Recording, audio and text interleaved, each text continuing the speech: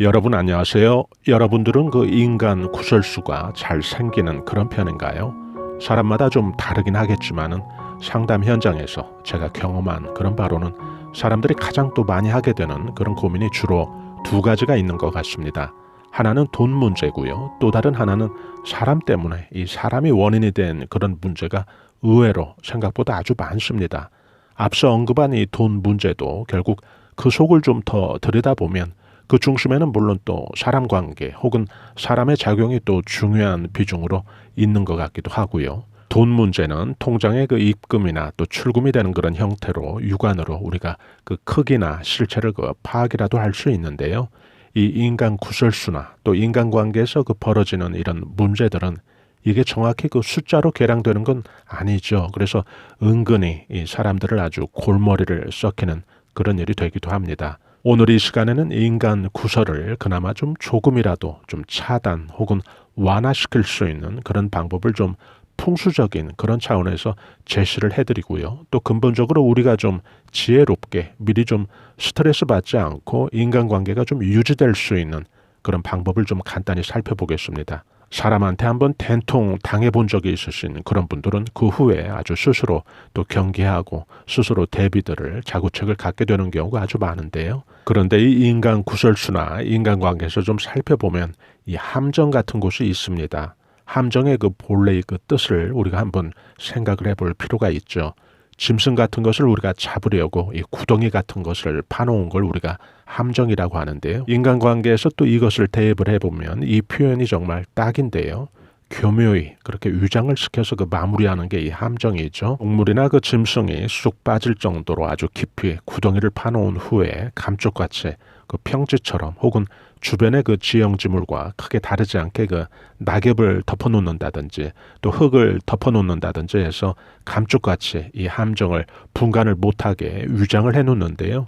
인간관계도 결국 이것과 크게 그 다르지 않다는 거죠. 우리는 그 평소에는 그래서 내가 상대하고 있는 저 사람과 또 나 사이에 이 함정이 파져 있는지 잘 분간을 할 수가 없는데요.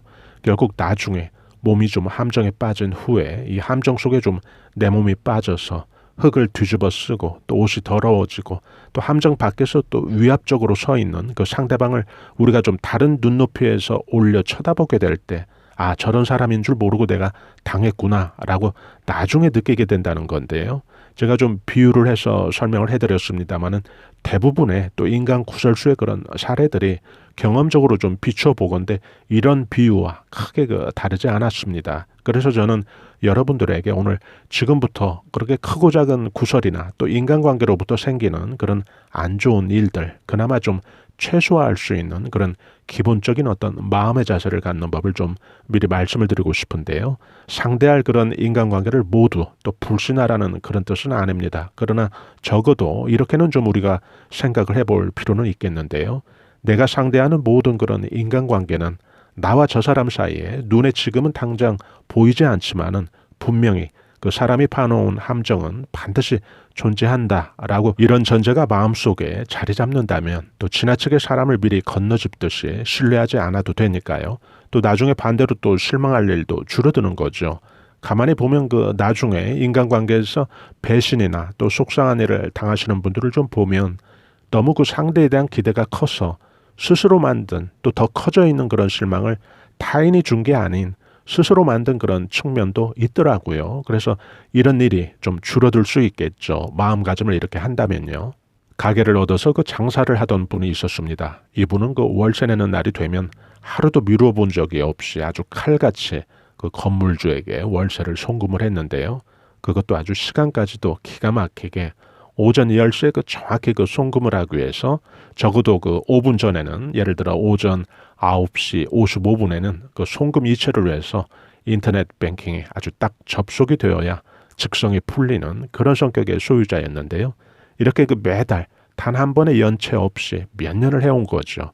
그런데 이 코로나로 인해서 이 사정이 생기게 됩니다. 이 경우에 건물주는 그 몇 년 동안 월세 받는 날 오전 10시에 아주 단 한 번도 어김없이 아주 칼같이 입금을 해준 이 세입자의 사정을 좀 봐줄까요? 여러분들이 건물주라면 또 여러분들은 어떻게 하시겠습니까? 그동안 그 세입자의 성실한 또 믿음 있는 그런 월세 납입의 그런 정황들도 또 여러분들 입장에서 고려를 해서 그 세입자의 사정을 좀 봐줄 수 있을까요? 이 세입자는 그 자신의 그동안의 그 행태가 건물주가 그 자신을 고려해 줄 수 있는 여지를 좀 충분히 동기를 좀 줄 수 있다고 생각을 했나 봅니다. 그러나 현실은 동화가 아니죠. 건물주에게서 들은 것은 정해진 기일 내 그 퇴거 명령이었습니다.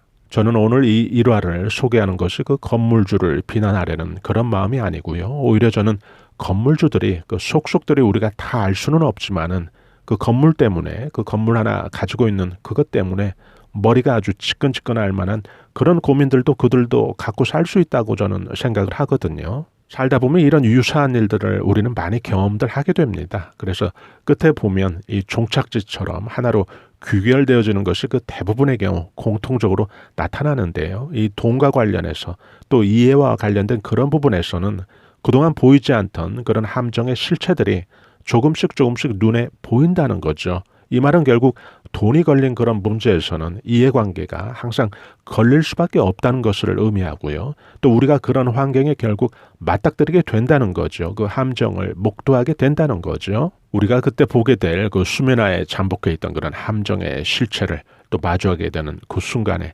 우리는 그 복잡한 또 생각이 들 텐데요. 이걸 우리가 좀 폭넓게 적용해 볼 필요가 있습니다. 인간관계를 좀 준비를 할 필요가 있는데요. 내가 상대하고 있는 저 사람이 늘 그 자애스러운 그런 표정으로 나를 대해주고 있지만은 돈이 걸린 또 이해가 걸린 그런 문제에서는 나와 결국 그 사람 사이에는 항상 그 함정이 서서히 드러날 수 있다는 생각을 우리가 할 필요가 있는 거죠. 다들 살아오시면서 그 경험들 하시는 내용이니까요. 제가 배경 이야기는 충분히 됐을 것이라고 생각을 하고요. 지금부터는 그 구설을 좀 미리 막을 수 있는 그런 풍수적인 방법, 좀 묘책을 강구해 보겠습니다.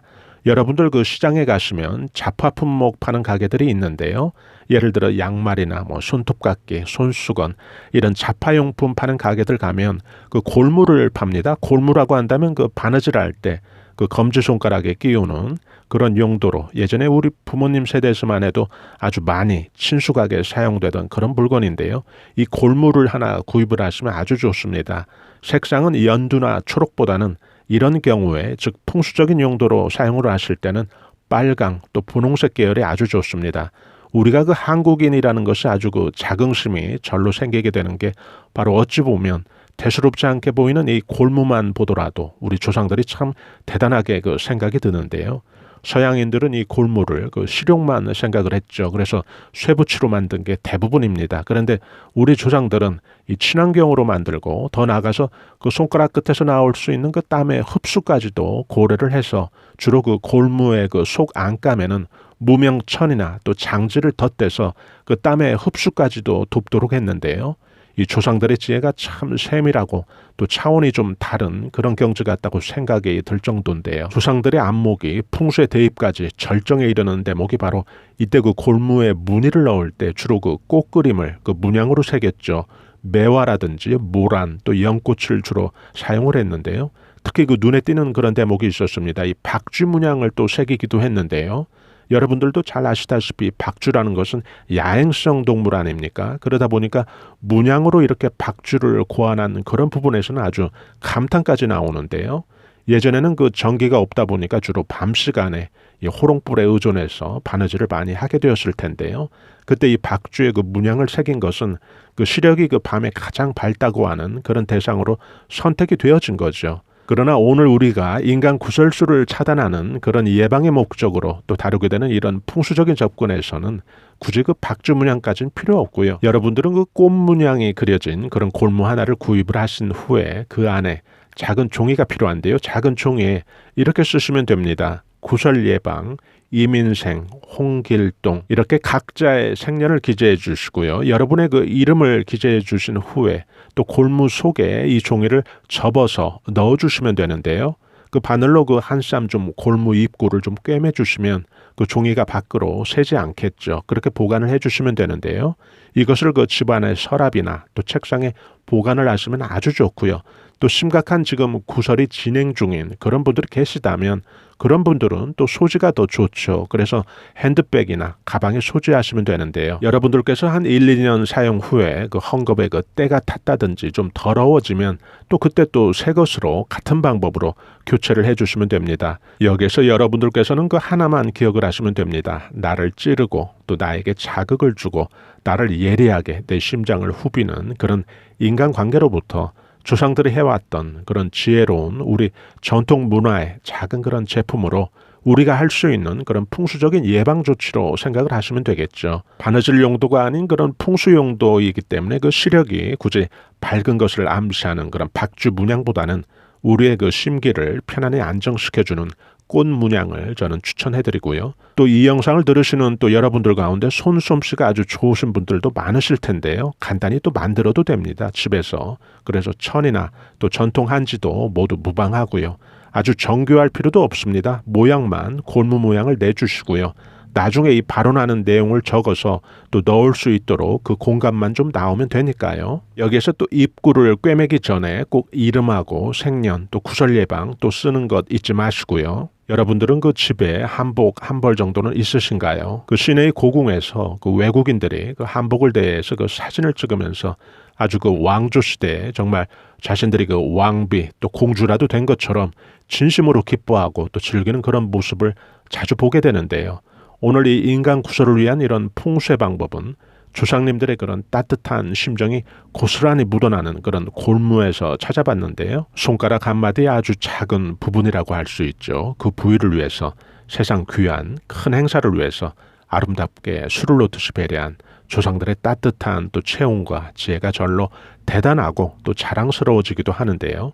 손가락 마디의 배려라는 것은 운세에서는 결국 그 동시에 그 약자에 대한 따뜻한 배려를 뜻하는 거죠. 인간 구설수로 또 고민을 하고 걱정하는 그런 분들이 계시다면 또 이 방법이 하나의 작은 풍수적인 비책이 꼭 되길 바랍니다. 여러분들의 그 소중한 시간들이 구설수로부터 후를 벗어나는 그런 멋진 시간들이 되어야 하니까요. 저희 감성 수채화 TV에서는 앞만 보고 열심히 살아가는 우리 서민들이 자연의 기운, 조상의 기운, 운세의 기운, 또 풍수의 기운으로 우리 삶을 끌어올려주는 데 도움이 될 만한 각종 운세 정보, 풍수 정보, 꿈 해석 정보 올려드리고 있는데요. 중년에서 실버 세대까지 행복한 인생을 위한 자기개발과 감성 충전에 도움이 되는 다양한 정보들도 함께 올려드리고 있습니다.